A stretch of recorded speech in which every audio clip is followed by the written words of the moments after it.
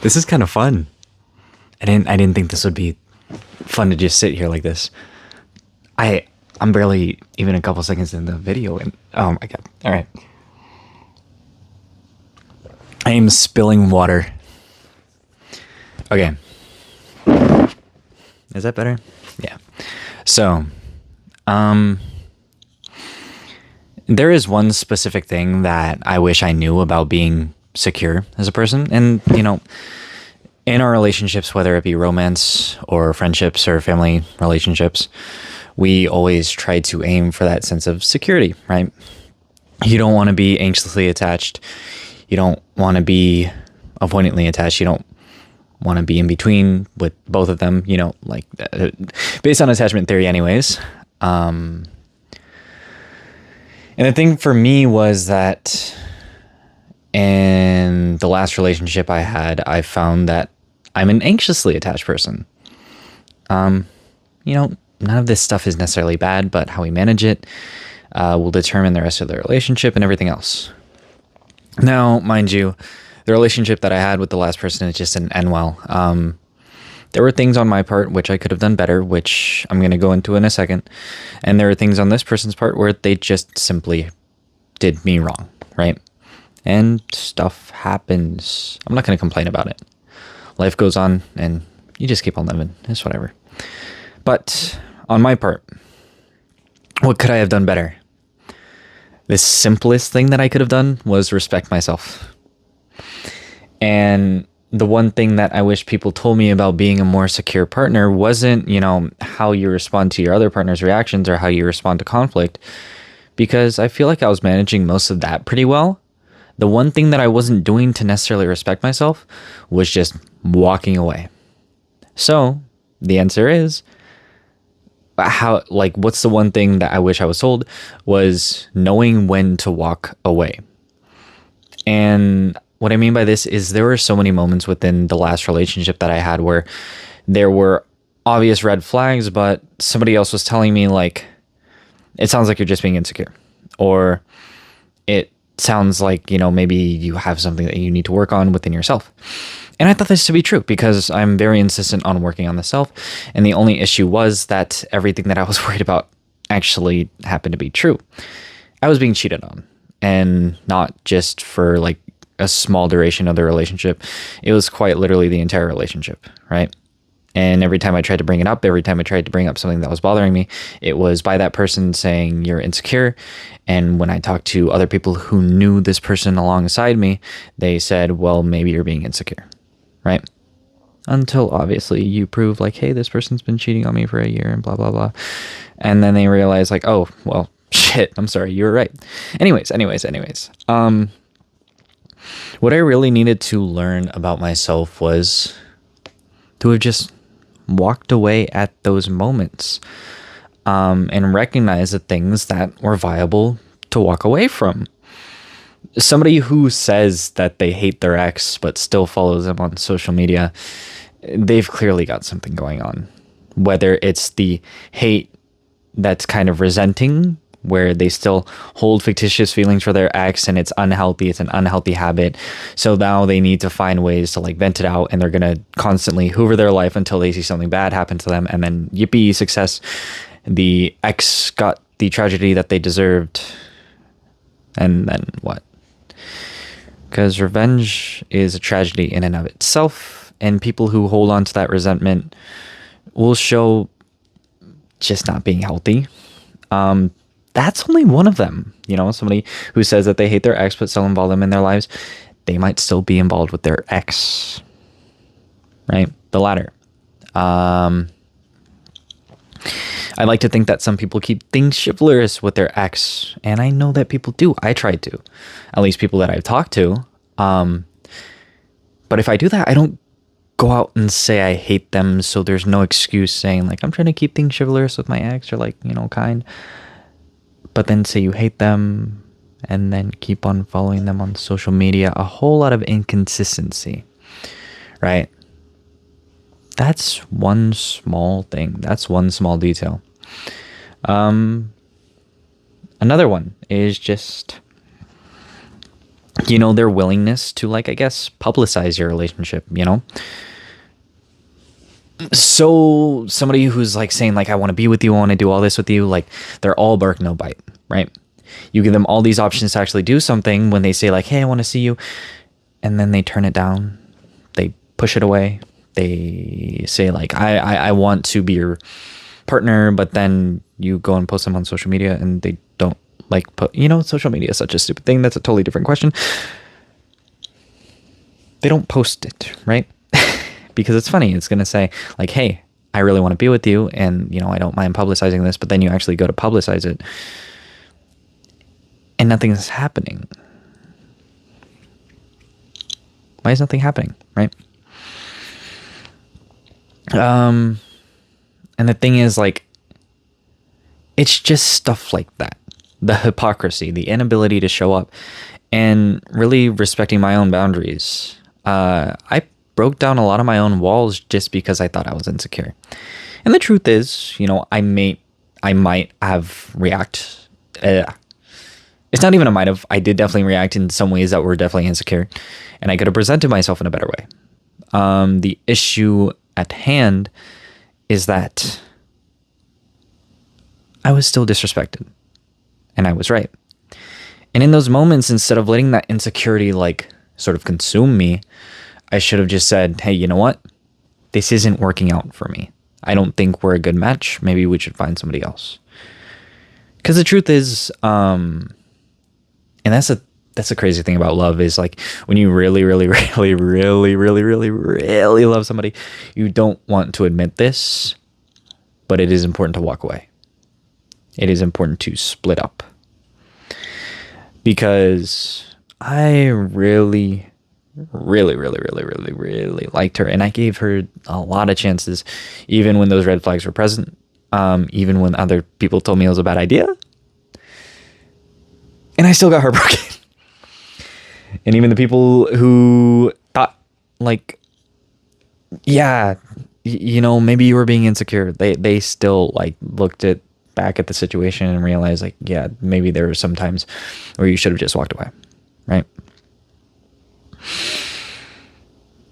And that's the thing. Don't paint the world in black and white too, because I think the issue is like at hand when you're in a relationship with somebody and then you choose to walk away because you have all these red flags and everything else. The opposite is love is hate, or of love is hate. So you might think to yourself, oh, I hate this person. Like, or like you're giving the implication, at least to that person directly, like, oh, I hate you. Like, not saying that you do that, but it might feel like when you cut things off, you're essentially saying to that person that you hate them. And that's not true.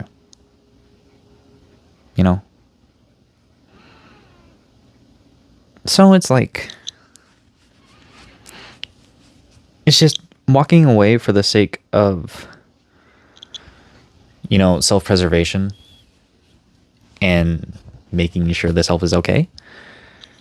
That's what's most important, because security does not come in the form of control entirely, I should say. But security comes in the form of certainty. Also not entirely. But I guess it's a different way that it needs to be seen, is that security does also come in the form of certainty, and that certainty means respecting the self, And when you respect the self, you start to look at those things, your needs that aren't being met, the things that are bothering you that aren't being fixed. You start to decipher the things that don't make sense and realize like, hey, I'm probably being lied to. You start to look at like, if you're just being treated with, your bare minimum, and you're telling yourself like, damn, the bar is kind of low.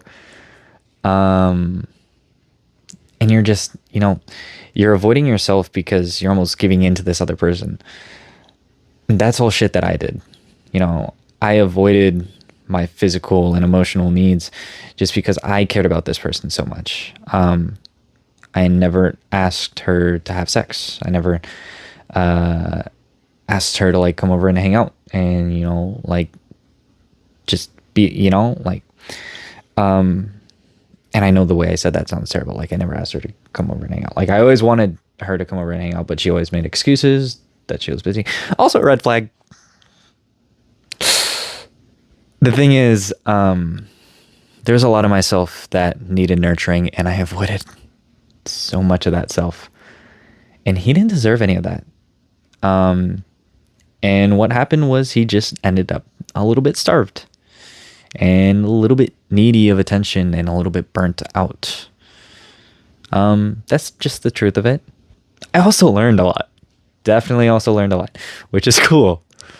I'm glad to have, grown from the situation. And I'm glad to have allowed myself to view it in a more positive light, even though that it sucked. But the reality of it is, and I know this for the future now, is I should have just walked away so much earlier. Despite what others may have told me, or despite what my gut not my gut instinct was right, but the other part of my gut, maybe the lower abdomen, I'm kidding, that part of my gut that says, like, you know what, maybe you are being insecure, maybe we should try working on this. The real insecurity was just not respecting myself. The real insecurity was forcing myself to be with somebody who I wasn't having my needs met with, and I wasn't happy with, just because I did like this person, right? And you can totally like somebody, and I'm not saying, if there's a period of time where they're not able to meet their needs just because they're mentally drained, that you should leave them. What I am saying is, if the entire relationship is based around that fact, then yes, leave that person, right? Because we're all going to have moments when we're burnt out. We're all going to have moments when we fall and we can't necessarily commit to everything that we want, and we just aren't as consistent. And that sucks, but that's different, right? Because growth shows itself in the form of action. Now, somebody's able to actually take action and commit to the things that they say that they're going to do and fix the problems within their relationship. That's somebody that you want to keep, even if they have their moments where they kind of fall flat on their face. Done. Ditto. Zilch. But if it's a moment where it's like your needs aren't being met, and no matter how much you try and express it, you just aren't having them met, I'm sorry. It doesn't matter how much you love that person. You are going to suffer. Even if it doesn't get to the point that you think, like, okay, maybe I should, and this is what sucks. Some people will cheat on another person just because they aren't having their needs met. Even if it doesn't get to that point, it's still going to suck, right? You deserve it. It's not just a need, right? You deserve somebody who you are compatible with.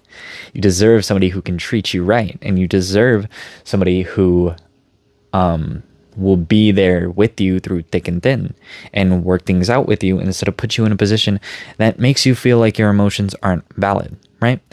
Because your emotions are always going to be valid. Almost always. That's what they say anyways. Just the way you react is not necessarily valid. So yeah. Bottom line, just respect yourself. Respect your partner, obviously. But respect yourself enough to know that it does not make you insecure to leave a relationship if it's not working out for you. And it does not make you a bad person to leave a relationship if it's working out for you. I'd rather see more people leaving relationships with people that just they aren't compatible with than staying in those relationships with people and being miserable with them, or staying in those relationships with people to eventually cheat on them, right? If you aren't growing, and that's the thing, growing is hard. But if you aren't growing whatsoever, in any capacity, then any other suffering that you endure might not be worth it, right? Because the only suffering that is worth it is when we learn and we grow from it. But if we're suffering and we're going backwards, dude, that's what, I'm not necessarily religious, but that's what hell is, right? You're just in a constant state of suffering and there's no way up. You got to go up. Suffering is going to be learning, but if you aren't learning, then no point.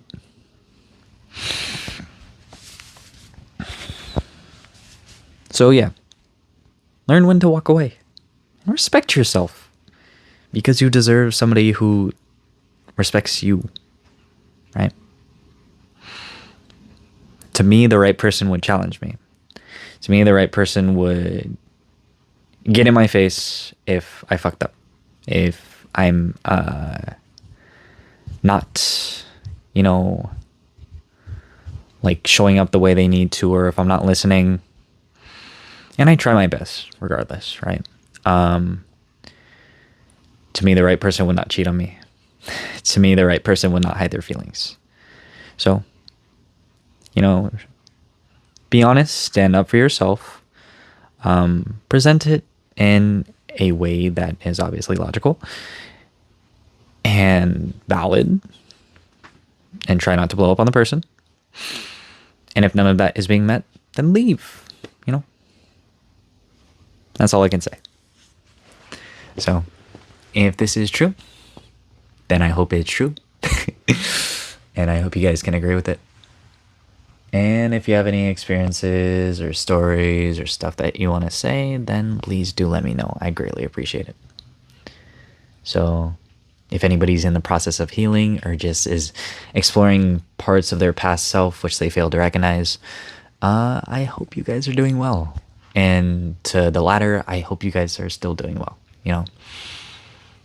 We're all learning. I hope we're all learning. I hope that's what you're here for. So, take care and bye.